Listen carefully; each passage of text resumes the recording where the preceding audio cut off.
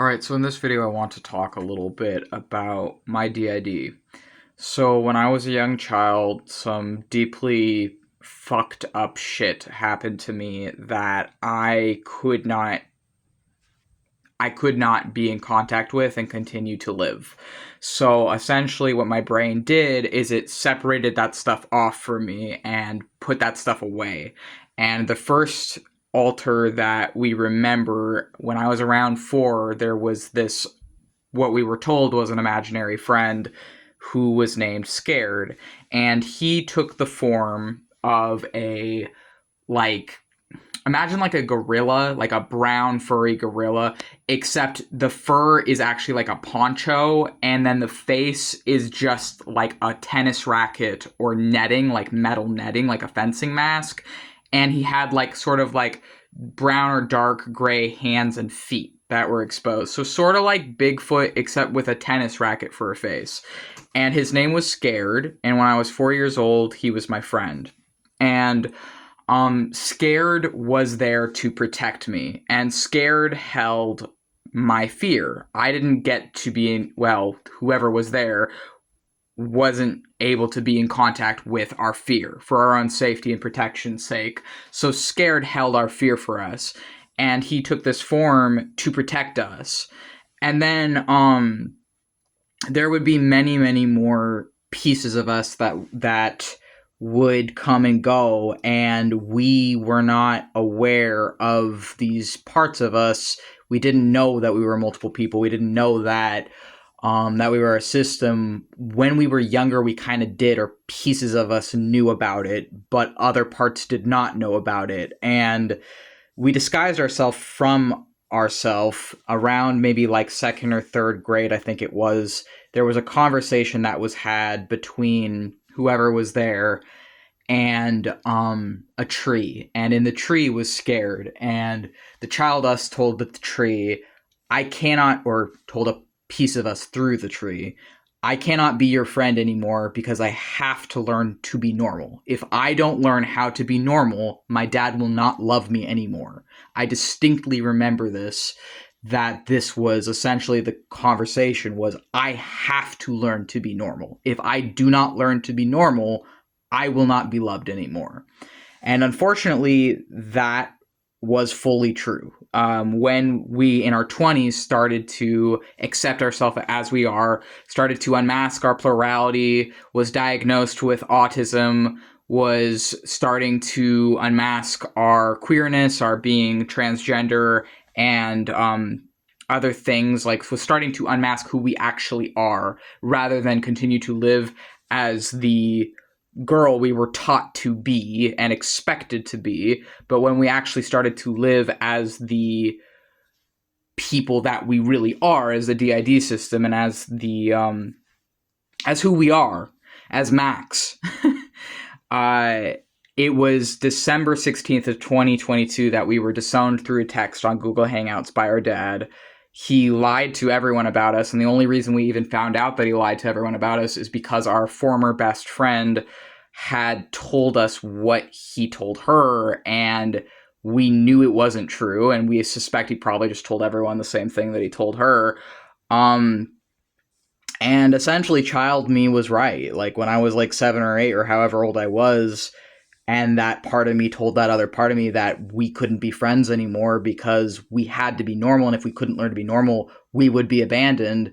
We were abandoned. The moment we stopped pretending to be normal, stopped trying to pass as holistic or non-autistic, stopped trying to pass as a singlet, stopped trying to pass. I mean, we still pass as a singlet because it's a covert disability with D.I.D., but stop trying to pretend to be a girl when we're a fucking man, and all the other shit that like came with accepting ourselves, and like also we're gender fluid, like fucking accepting us as we are, like as someone that experiences plurality of consciousness, and then was diagnosed about a year after we were disowned with D.I.D., which was like the last piece that made sense of the rest of it. It was like, it was really like puts shit into perspective for us. And there was many different ways that the pieces of us or parts of us responded to the trauma that we endured in childhood. And a lot of things were kept hidden and was kept separate to protect us, because we believed like it had to be separate for us to survive and live. And when you're just continuously traumatized and abused and tortured as an autistic child, it can really fuck up a person, especially if it started between the ages of like 4 to 6. And the unfortunate reality is that a lot of DID systems don't stop being traumatized, even if they start, like, even if they like, if it develops with DID between like early childhood, you don't stop being traumatized oftentimes when you're like when you're a trauma survivor. Oftentimes, like, you don't escape from it for years, sometimes even decades. And in our case, it was like, it was really fucking hard. Essentially, survival was really, really fucking hard. And I feel like, essentially, kind of like how it is like, the first 22 years of my life was just like a nightmare. Essentially, it's like it doesn't even feel real. It's like the first 22 years of my life before I was disowned, like everything before I was disowned just feels like a bad dream, like a really, really bad dream that I was trapped in. And it's like, imagine if you are like, you're going through life kind of in like third person, or you're not going through life in third person, like you're going through life, but you're like I don't know how to explain it. It's like I was trapped in my own body. I was trapped in my own brain. I was trapped in my own mind, and I was caged.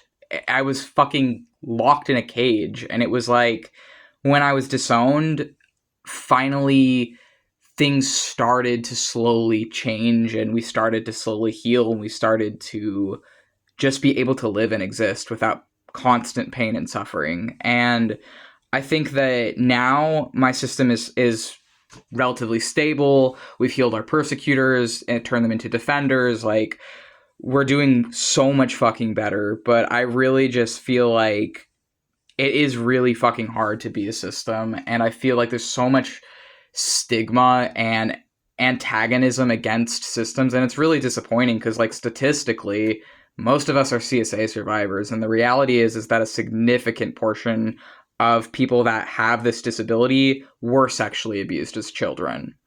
And I just feel like it's really fucking sad that people would rather, I don't know, treat people that experience plurality and treat DID systems as like trash, when we already, like, a lot of us have DID from sexual abuse is the fucking reality. And it's like, I'm just thankful that I survived, essentially, and I'm thankful that I made it out. I'm thankful that I was able to be diagnosed with DID. I'm thankful that I know what I have, and I'm thankful, honestly, to just, like, I'm thankful to be out.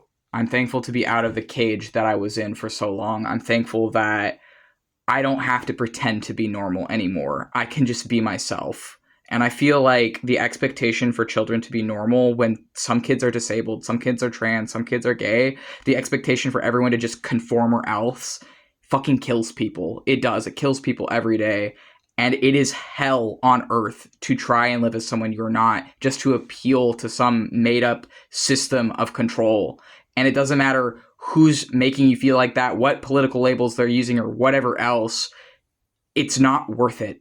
And it fucking sucks that I had to hide for so long to survive. And the worst part is knowing that so many other people, so many other children have been through the same thing.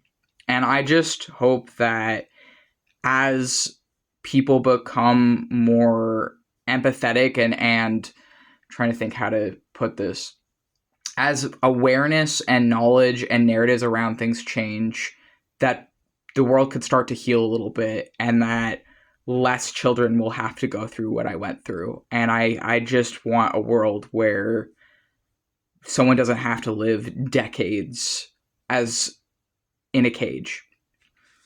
And I'm thankful that I'm out of that, and I want to help other people to break free of that. And I already, just in the, how many years has it been now? Just in the 4 years since I was disowned, I've helped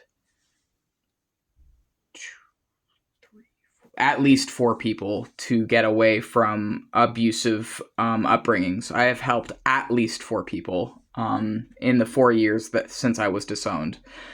And I feel like it's really fucking complicated to be an abuse survivor. And I think that I I would hope that what I went through, choosing to be kind despite it, choosing to be empathetic despite it, choosing to be loving despite it, that I can help others to heal as well.